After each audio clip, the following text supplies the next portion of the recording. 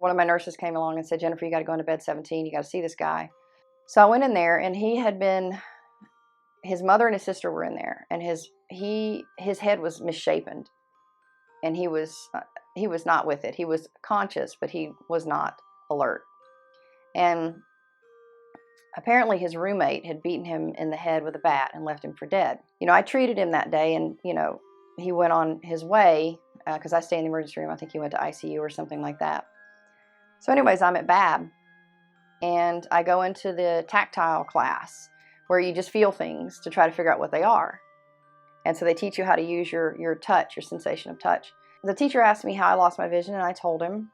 And I said, how'd you lose your vision? He said, well, my roommate beat me in the head with a baseball bat and left me for dead. And it destroyed the visual cortex in my brain. And it was Andy, my patient from the emergency department. He was now my teacher.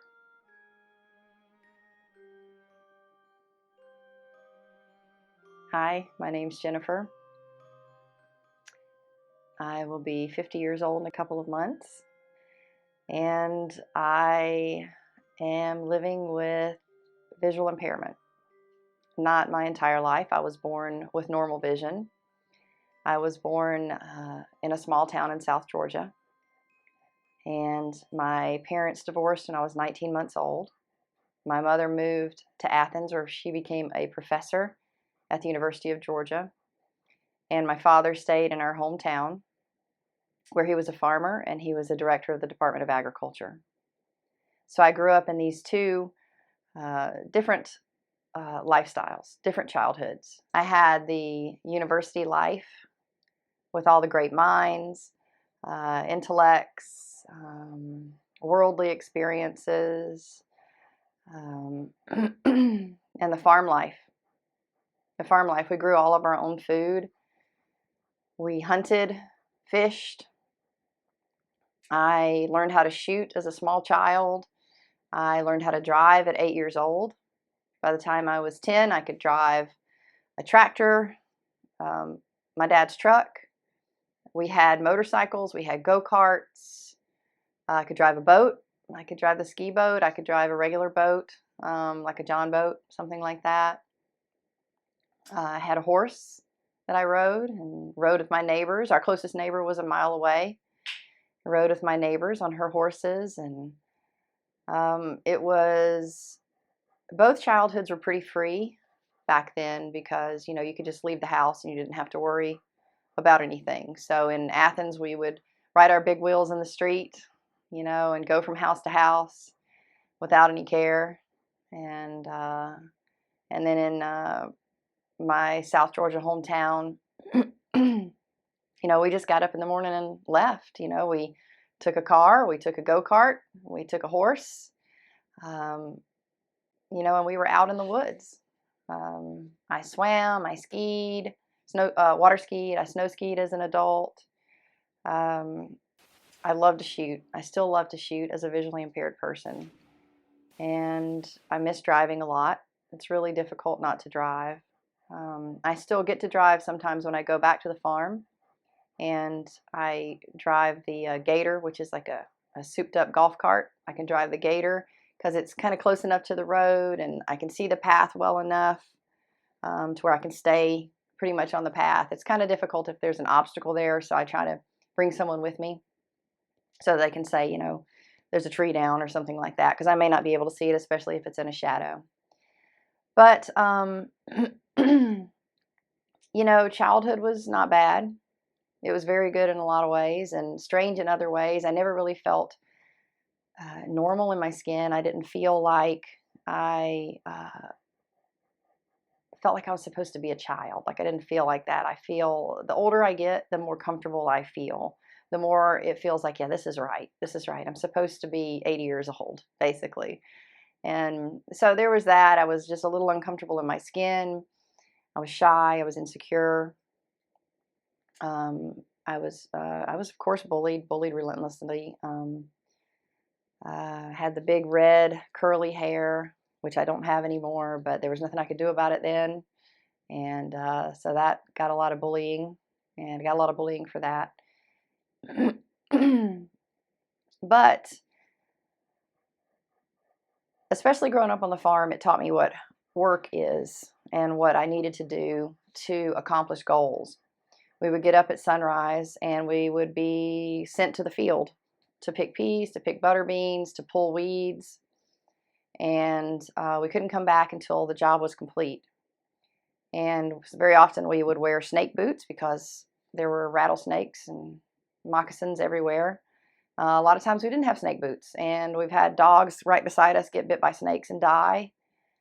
Um, and so it was just an interesting life that I'm grateful for. We grew all of our own food, most of it, and we did a lot of hunting deer. I didn't hunt because I just really don't. I don't enjoy hunting. I tried it once. I never got anything. So it's not my thing, but it's fine. I don't have any problem with anybody else doing it. I think it's natural.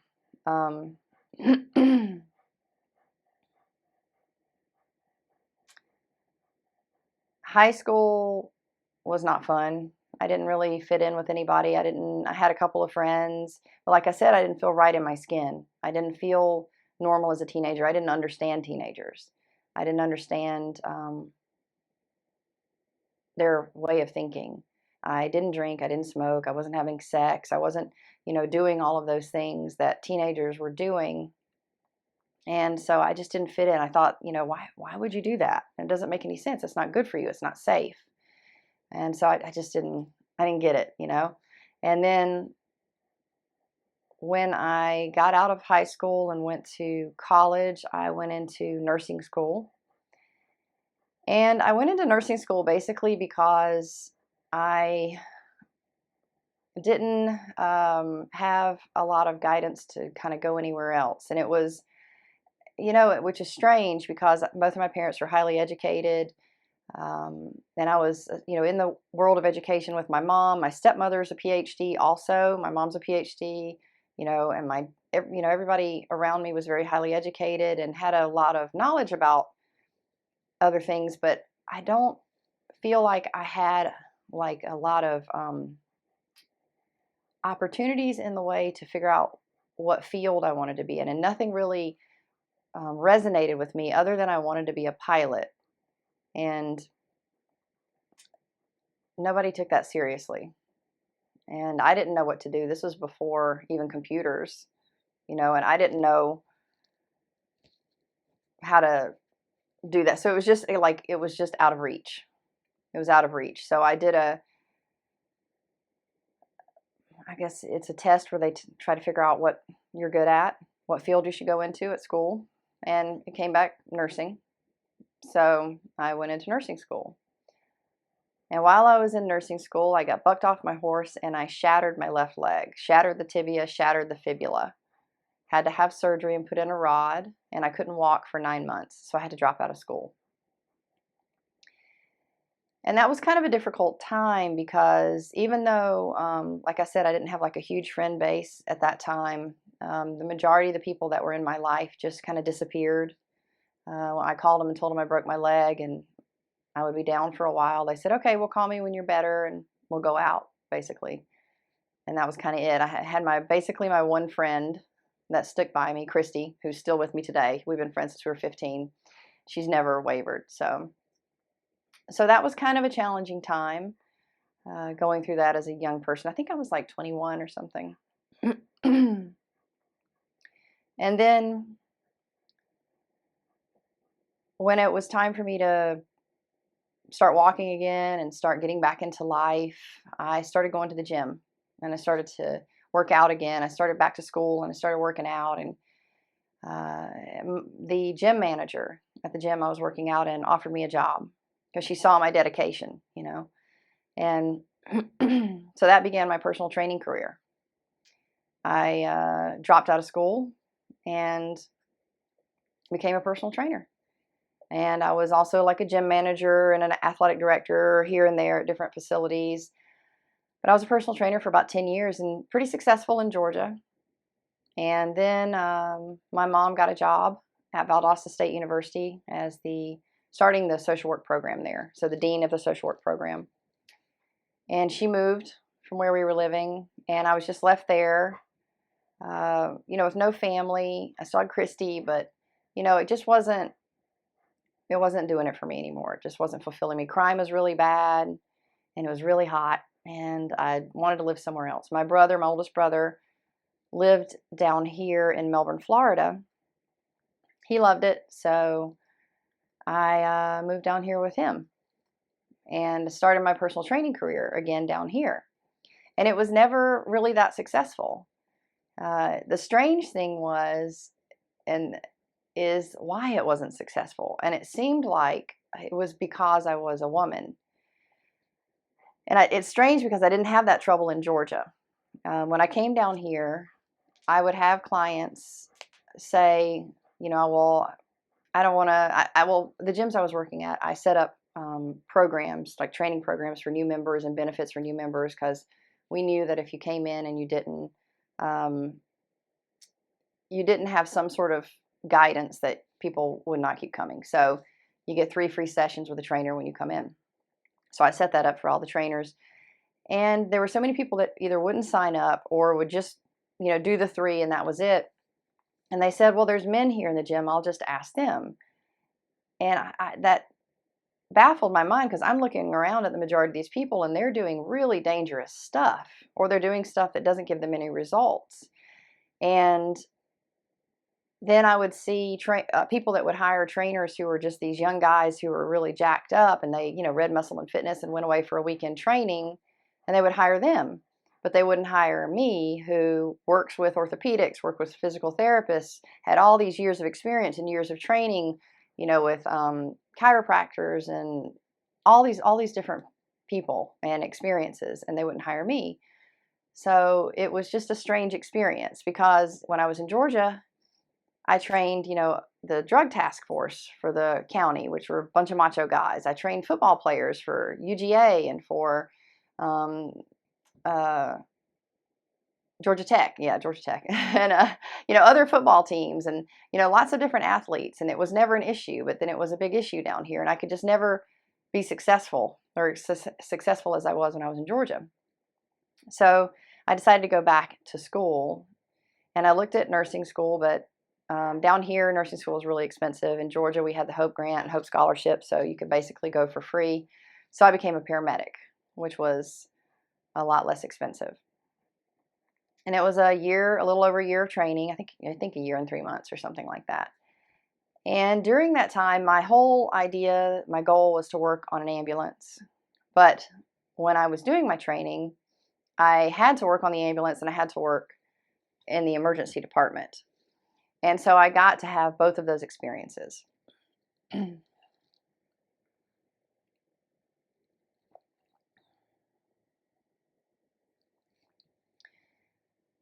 And with both of those experiences, I learned that I enjoyed the emergency department more.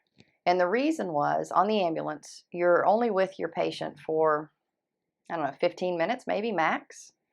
And you can do only limited things. And you're never really sure if you made the right decision. You're never really sure if you knew, if you know what you're doing with that patient. You just can't be sure. So I decided, let me see. So when I was in the emergency room, we got to work with that patient for hours. We got to run through testing. We got to see results. We got to watch them either improve or not. And we just got to do a whole lot more. I got to be a part of more, and I got to learn more and have more understanding of what was really going on with someone. And I just couldn't do that in the ambulance. So I worked on the ambulance for a while because I wanted to get a job at Holmes Regional, the trauma center in the area that I lived in. But I put in 3 applications and I never got a call back. It's really difficult to get in there. So one day I was delivering a patient with the ambulance, on the ambulance, and we had some time before we had to be anywhere else. So I decided I was going to find the emergency department manager. So I asked if he was there, and I was told yes, and where his office was. So I Went down the hall, found his office, knocked on the door, and he was there. He opened the door. And I introduced myself, and I said, I want a job in the emergency department. And he said, put in an application. And I said, I did. I put in 3, and you haven't called me. And he said, well, we're not hiring. And I said, well, I don't think you understand. This is where I want to work. And I now know where your office is, and I know what you look like, and I won't give you any rest until you give me a job. And he said, can you come in Wednesday for an interview? And I said, yes, and I was hired on the spot. So I resigned my position on the ambulance, and I started my career in a level 2 trauma center, where all kinds of craziness happened. I mean, they make television shows about it, so it's all true. Just as soon as you think you've seen it all, something else comes through the door. So I met a whole new group of friends there and started kind of living a new life. And one day, I met my soon-to-be husband. He was a police officer in the area, and he came into the emergency department. And I met him while we were both at work. And he asked me out, and we dated for a while and got married. Well, on our first date, I told him, oh, I got to back up. So when I moved here when I moved to Melbourne in 2000, I noticed that my vision wasn't as good as it used to be. So back when I was like 19 years old, I had RK, which is radial keratotomy. It's like the first LASIX that they had out. And sometimes with RK, your corneas go bad. So that was something that could be expected, and what was to be expected. And it, God.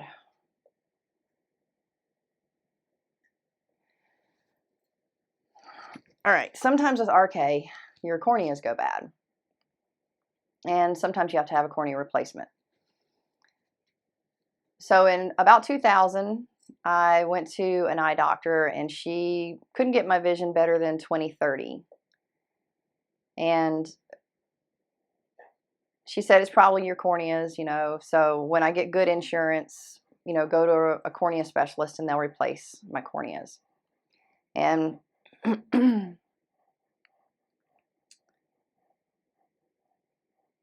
after a couple of years, I went back to the eye doctor because my vision was getting worse, and she couldn't get it better than 20/40. And I still didn't have good insurance, so I still didn't go to the cornea specialist. But once I got my job at the emergency department, I got insurance.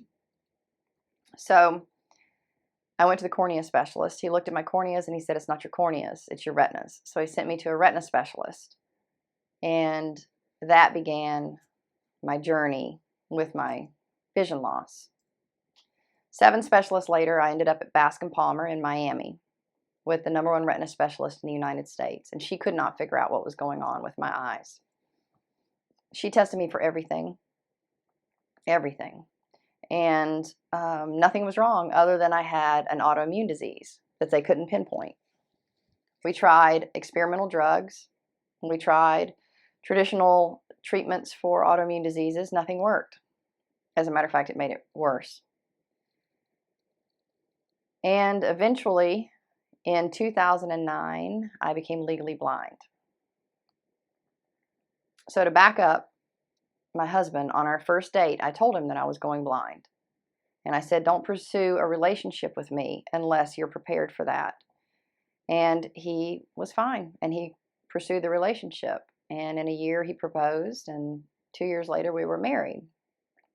So this is now 2009. We got married October of 2008. In June of 2009, I become legally blind. I lose my job, and I lose my driver's license. I lose my freedom, my independence. I'm going from working in a level 2 trauma center, which is full of adrenaline, hanging out with friends all the time, going out dancing, going, whitewater rafting, hiking, kayaking, just, everything basically that life has to offer, to nothing, to sitting at home, listening to the television. And it was hell. It was hell. And at that time, I didn't know there was any support out there. you know, you would think working in the emergency department, we have social workers there who would have said, you know, these services are available, but they didn't. Or you would have thought that I would have known to do some research or look, but it wasn't something that I even thought about.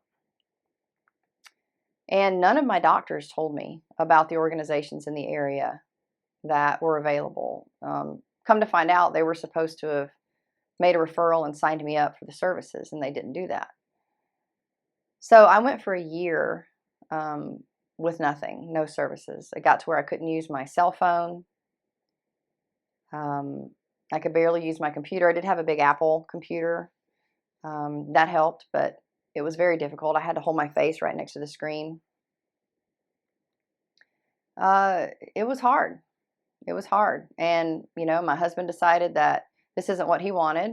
And so he started doing, you know, all bad things that husbands do, bad husbands do. And he would disappear. I was raising our stepdaughter, my stepdaughter, and he would leave us at home. One time he left us at home for 26 hours. We had no idea where he was. And very often he'd leave us at home with no food. And then, of course, we'd order a pizza and he'd yell at us for ordering a pizza. It became really physically and emotionally, not physically. Okay, let me rephrase that. It became very emotionally and psychologically abusive in that house. And I felt like I had no support. The majority of my friends abandoned me, just like they did when I shattered my leg. At least one friend did come to me and say, you know, Jennifer, going out with you in public is really uncomfortable. People stare at us. You know, we have to guide you everywhere. You can't read your menu. You run into things. I spilled my wine one time because somebody moved it and I reached my hand out and, you know, if you move it from here to here, now I'm going to hit it and spill it. You know, and it was, and she said, you know, I have nothing to talk to you about now. All you do is, you know, sit at home and do nothing. So there's nothing to talk about anymore. And I know that sounds harsh, but it's the truth. And I appreciated it. But I did say to her, you know, I'm really sorry that my disability makes you feel uncomfortable.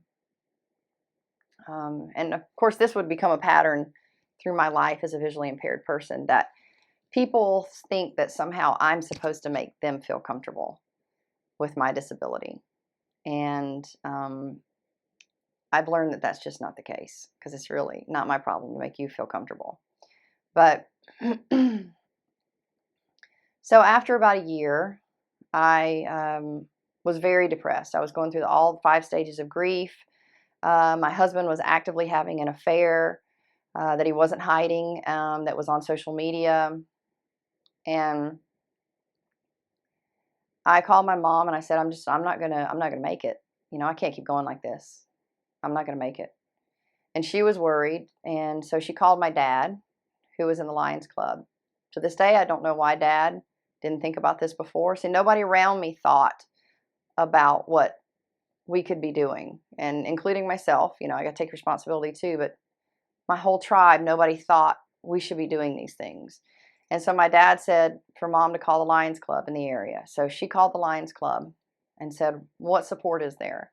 And they said there's the Brevard Association for the Advancement of the Blind, BAAB, and the Center for the Visually Impaired, CVI.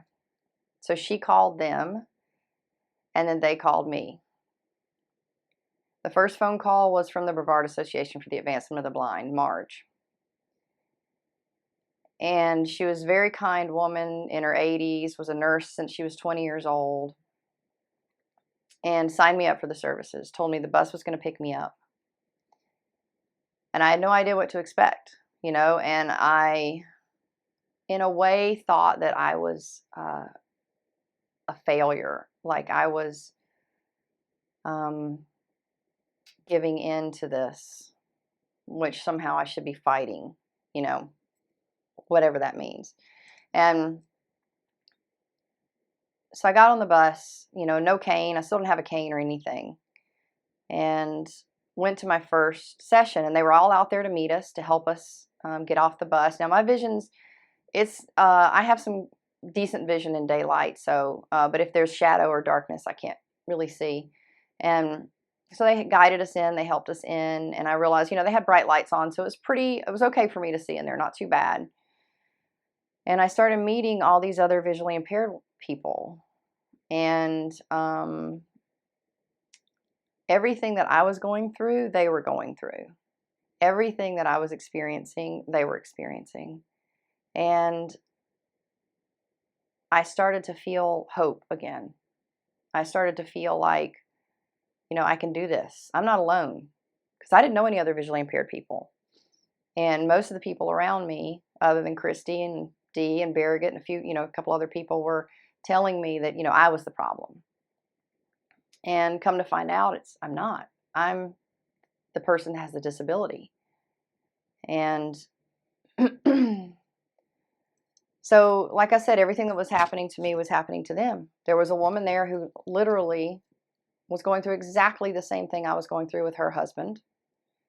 Everybody there that was not in their 80s lost all their friends. All their friends abandoned them. I was the blessed one because I had, my little core handful of, I believe it was 3. I hope I'm not leaving anybody out, but Barriget, Dee, and Christy, who stood by me and never wavered. And it was a life-changing moment to be there in that program and to have that kind of support and to have all those people around me showing me that I could do this. So what they started doing was teaching us how to do things. Like, basically, that's a volunteer program where a bunch of visually impaired people get together and they just teach each other what they know. So I learned simple things like how to take a message, or a note, or write something down. You use a crayon and you write it on the paper. That way you can go back and feel it. How to, cook safely. Lots of different tools for cooking. Accessibility tools type things that you can get from like Maxi Aids and things like that. And, how to organize your closet, how to label your clothing, all these little tricks, how to figure out what spices are, how to label things in your kitchen. And then one day I ran into Andy. So when I worked in the emergency room, I was in A-team one day, and A-team was the critical care area. And we were slammed. I mean, we were getting it handed to us. And this nurse, one of my nurses came along and said, Jennifer, you got to go into bed 17. You got to see this guy. And plus he needed me. I needed to go in there to do a job for him. And so I went in there, and his mother and his sister were in there, and his head was misshapen, and he was not with it. He was conscious, but he was not alert. And apparently his roommate had beaten him in the head with a bat and left him for dead. And he was very close with his sister and his mother, so they were worried when they couldn't get a hold of him for a day. And by the second day, his sister went into his apartment and found him there. Well, he, I treated him that day, and, he went on his way because I stay in the emergency room. I think he went to ICU or something like that. So anyways, I'm at BAAB, and I go into the tactile class where you just feel things to try to figure out what they are.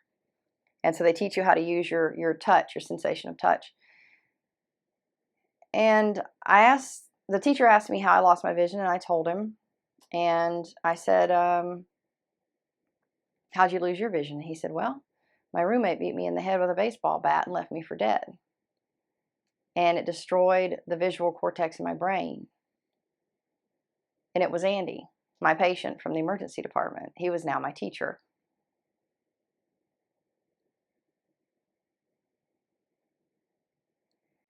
And he's younger than me. He's probably 10 years younger than me. So he had a lot of the same experiences that I had, trying to figure out how to live again as a young person. How do you work? How do you go on with life? It's not like end of life. It's a little different when you're still in the middle of it.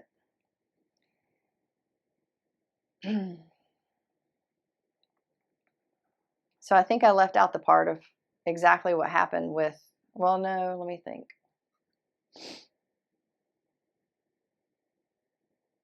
Okay, so I continued with classes at BAAB and met a lot of great people. Still have lots of friends from there. Still have Andy, Dan that I met there. Um, you know, we all support each other and we all help each other through this. And then I started private classes with the Center for the Visually Impaired. Sherry was my first teacher, and she taught me independent living and orientation and mobility. So she helped me to learn how to organize my house, how to cook in my kitchen safely, how to organize my kitchen, how to label things like my remote control, how to use some accessibility devices on my computer so that I could have more access and have a little more reach, Facebook and things like that. And I learned how to use my white cane. And that was a really dramatic day, was the day that I got my white cane. I was still married at the time, and my husband was being cruel, as usual. And we were headed to go to a camping trip with friends. And he didn't get off work until like 5 o'clock at night, and I can't see anything at night. So one of the friends that was going, she decided she'd pick me up from BAAB, where I was having a class, and then we'd leave from there. And she and I would set up tents and get everybody ready and get the campsite set up. And then everybody could meet us. And then when he got there at night, everything's set up and it's fine, you know. Well, he was angry about that. And, basically that, I don't know, he was just mad about that I went with her instead of him. And so he was cruel that entire night, and no thought to the fact that I got my cane that day and that I became a blind woman with a cane that day. Something that I was never supposed to be, right? I never planned on being that. And it's no longer a secret when you're out with a white cane. Sometimes you can just kind of walk around and walk on somebody's arm and, nobody thinks about it. But when you're with that cane, you're the blind lady. You're the blind lady. There's no hiding it anymore. And that was a very emotional day. I cried the majority of that day. I was in shock a lot. And then when he got there, he was just horrible. And I just had a breakdown. I had a breakdown. I lost it. I started crying. Um, uh, it was just a really bad moment. And the friends that were around me, these are some of the people that are no longer in my life, were not that supportive. They basically told me, that, it was my fault, that I needed to understand where he was coming from, basically. And it was not a good experience, on top of many, many other very bad experiences. So anyway, I started my home training with Karen from the Center for the Visually Impaired. She helped me with my technology. She really changed my computer around, taught me how to use it. I got an iPhone, taught me how to use it. That was life-changing. She did more organizing in the house. She then, when we did everything, she said, "What else do you want to do now, Jennifer?" And I said, "I think I want to learn how to sew. I've never learned how to sew before." And my grandmother was a seamstress, and we'll learn how to sew. So she's like, "All right, we'll learn how to sew." So I found a sewing machine at a garage sale, and I bought it. We started learning how to sew. And through all of this, I was learning that I could live again, and that I could do this, and that I could do this. I was going to be okay. And through this time of, learning, working with BAAB, working with CVI, I was doing a lot of spiritual development. And I mean, I've always been Christian. My stepfather was an Episcopal priest. I loved the Episcopal Church. It was wonderful. And I was always felt a connection with God. But in that time, Christianity was not working for me. It wasn't giving me the answers or the peace that I needed.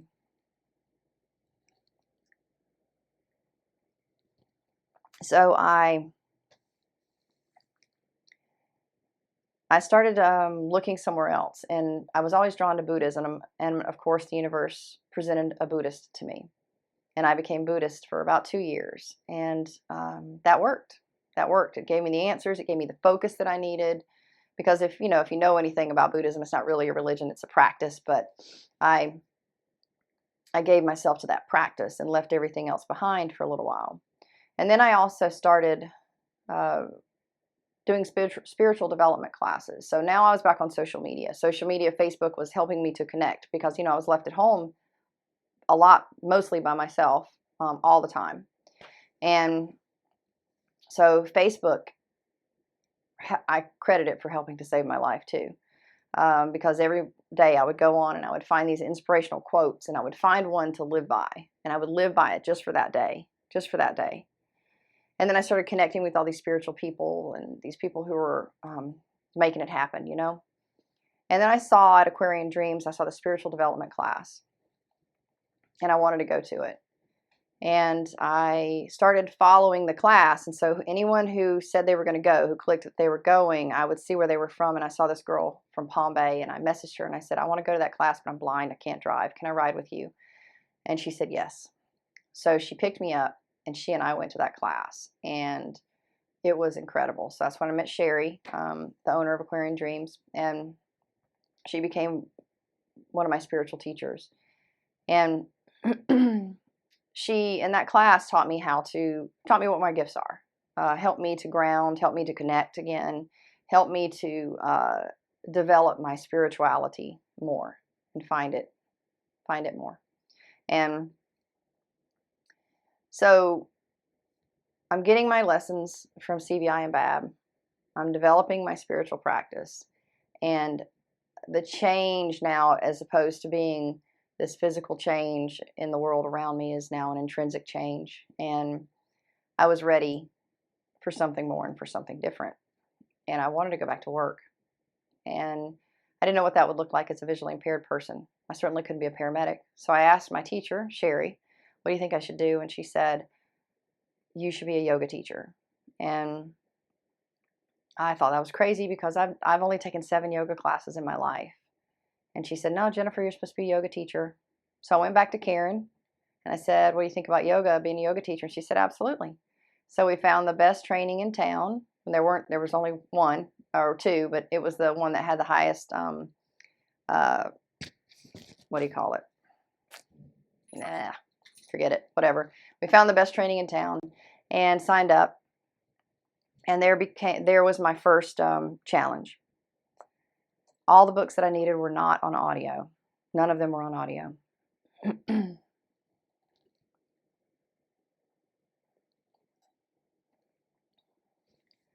So I called the Library of Congress, who's supposed to put all books for visually impaired people, disabled people, on audio or in a format that they can use. And I said, I've got 3 months before school starts, and I need these books. And the letter that I got back from them said, a visually impaired person should not be doing yoga. It's too dangerous. And no, we will not record your books. So they made the decision for me what I was capable of doing, what they thought I was capable of doing. And this would also become a pattern in my life, that people would decide what they thought I was capable and should be doing. And I found out that you cannot sue a federal entity for discrimination, because I tried. I called the ADA. They were appalled. They gave it their all, but you can't sue a federal entity, apparently. So nevertheless, I went forward to school anyway. Missed out on a lot. It was not easy. My teacher was, I guess, lenient, but also not helpful in a lot of ways. But that's okay. I made it through. But halfway through, no, just a couple of months into yoga teacher training, I got the phone call from Pilot Dog in Columbus, Ohio, that they had a match for me. They had found a guide dog that was perfect for my lifestyle, and that I would be flying out in 2 weeks. So I boarded a plane with my white cane and flew to Columbus, Ohio to meet my new set of eyes.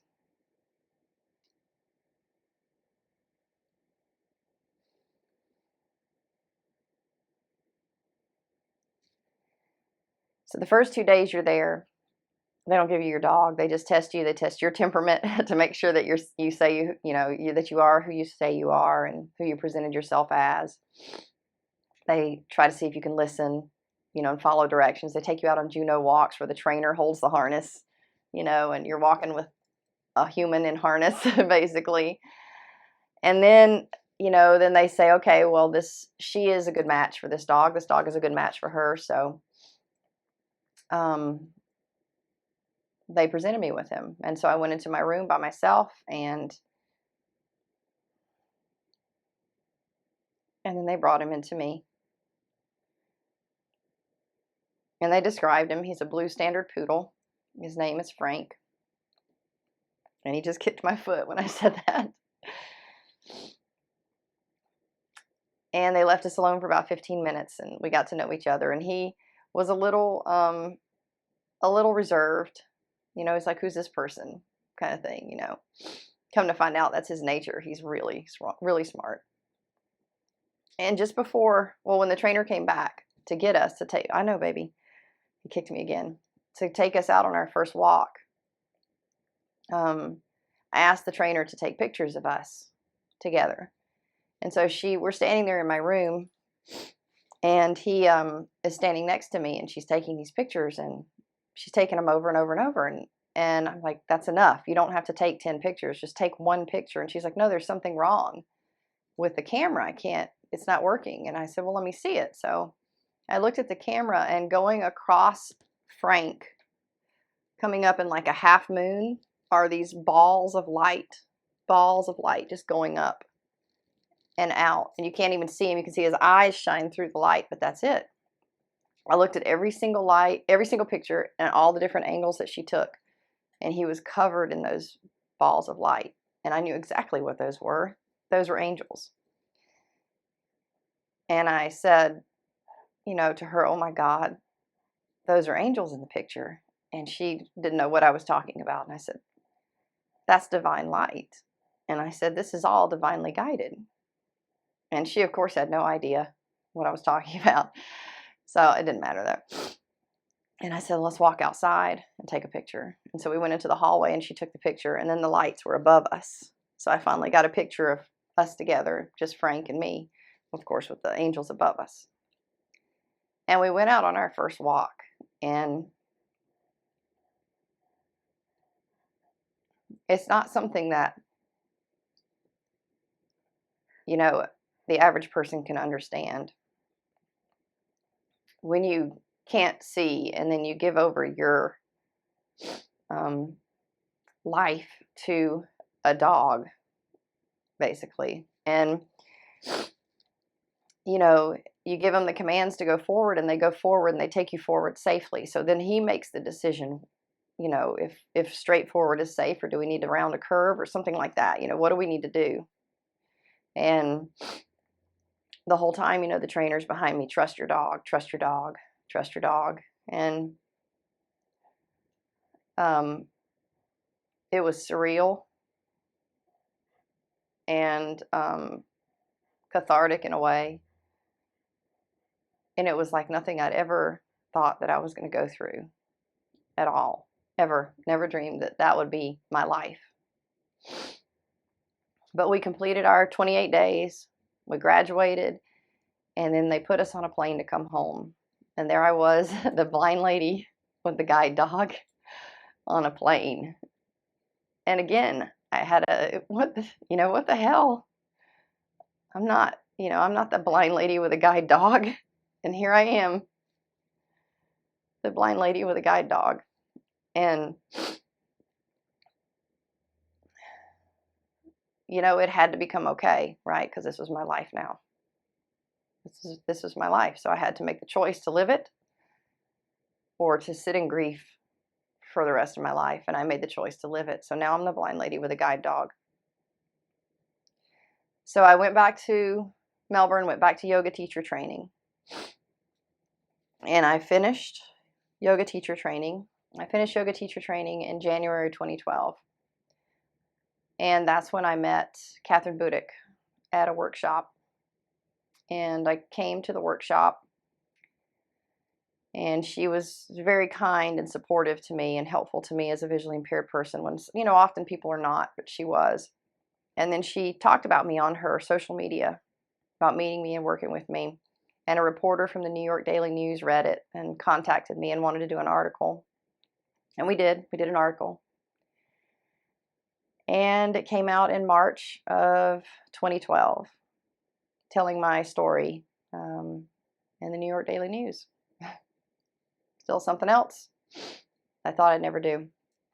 So I had it all at this point. I had my new life as a visually impaired person. I had my guide dog. I had a new sense of spiritual connection.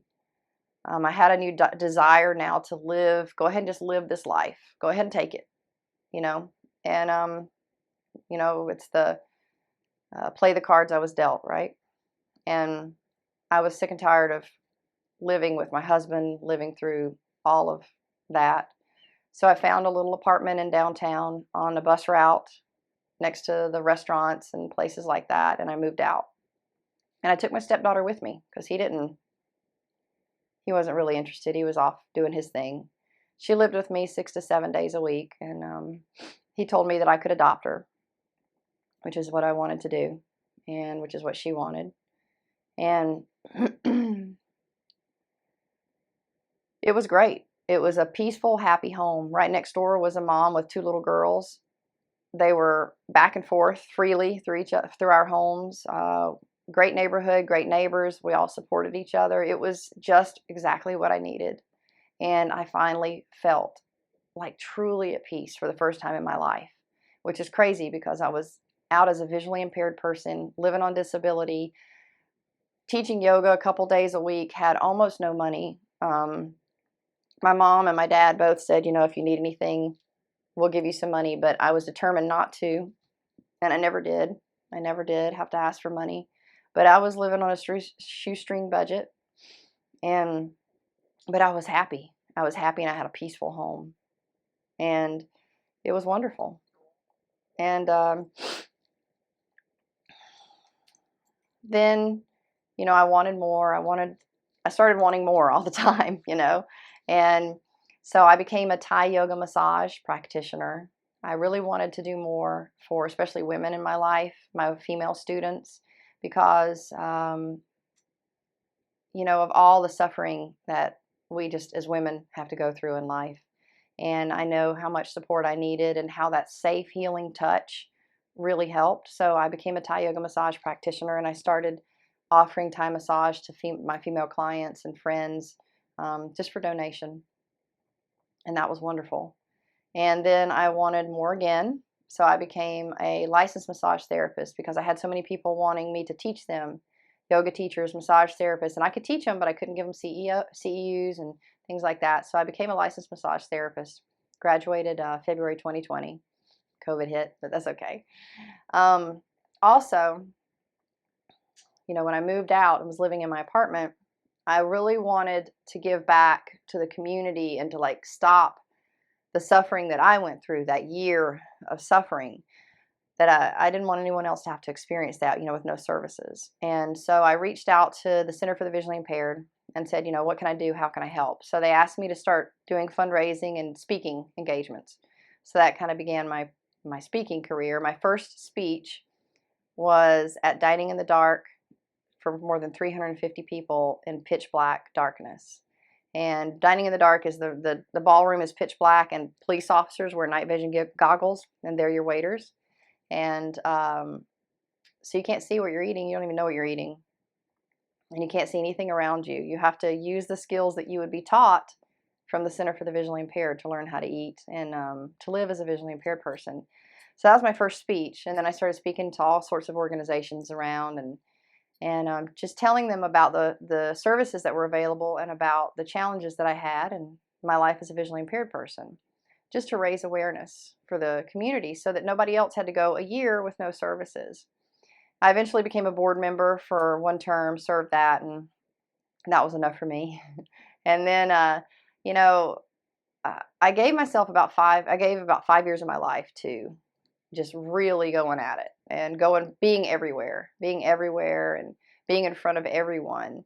And then I was just tired, and I just wanted to focus on me. I wanted to just focus on me. And so I, resigned my position on the board. I just stopped doing everything and just focused on my career. Actually, I did that just the year before I went to massage school. So that was pretty much it. And I said, I'm not doing it anymore. I'm just going to work and do school. And I did that.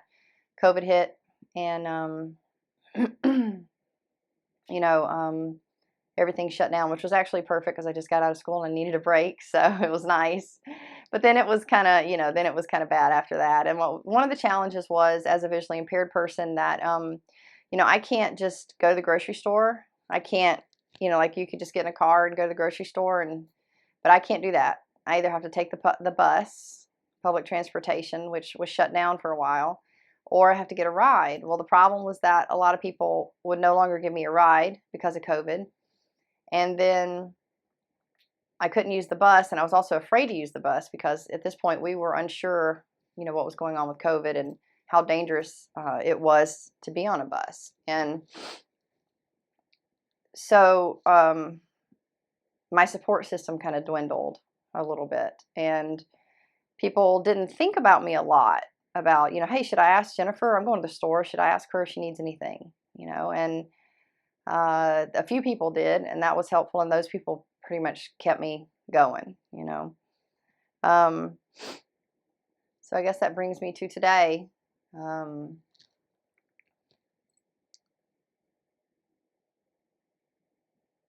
I still love pretty much everything that I loved as a sighted person. I still love to shoot. I still love to boat. I love to kayak. I love to stand up paddleboard. I love, hanging out with friends. I love cooking. I love good movies. The way I watch them now is I use an audio description. So at the theaters, they all have audio description headphones. You can get them there. Or I tend to just watch it on my big iPad, my 12-inch iPad. Turn on the audio description. I love my poodle and my kitty cat.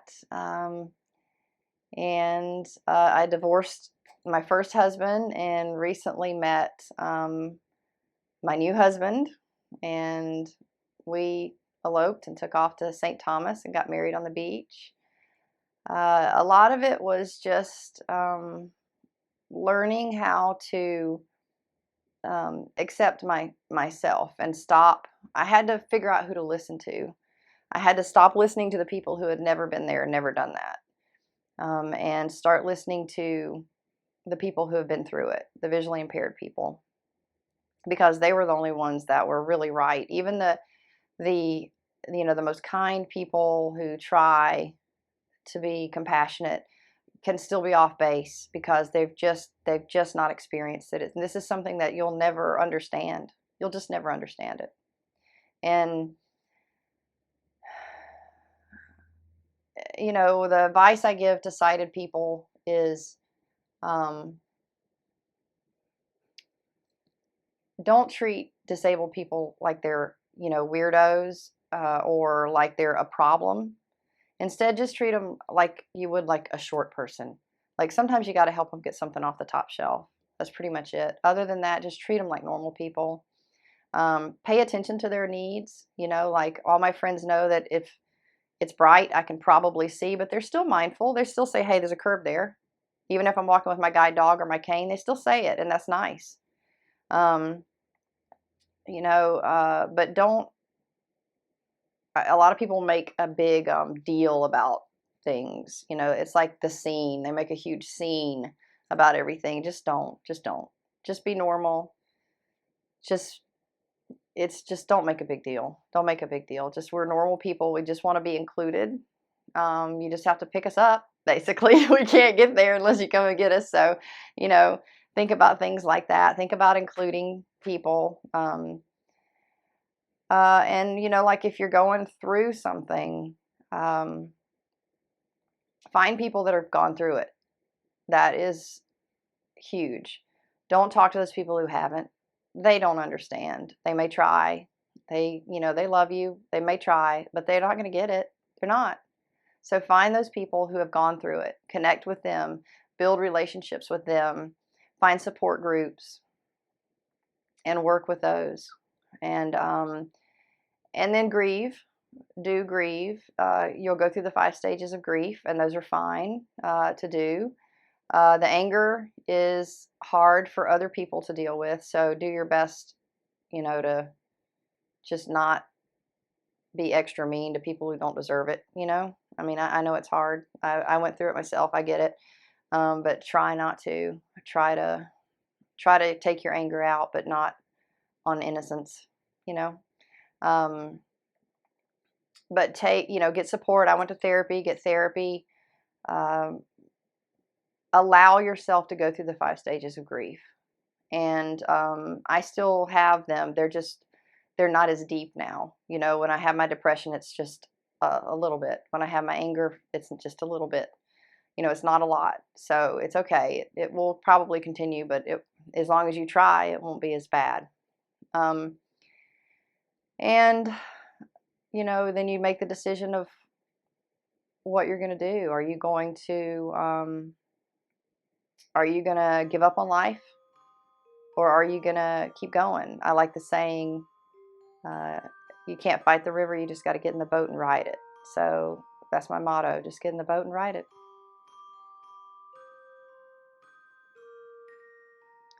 All right, Dan, I think that's all I got.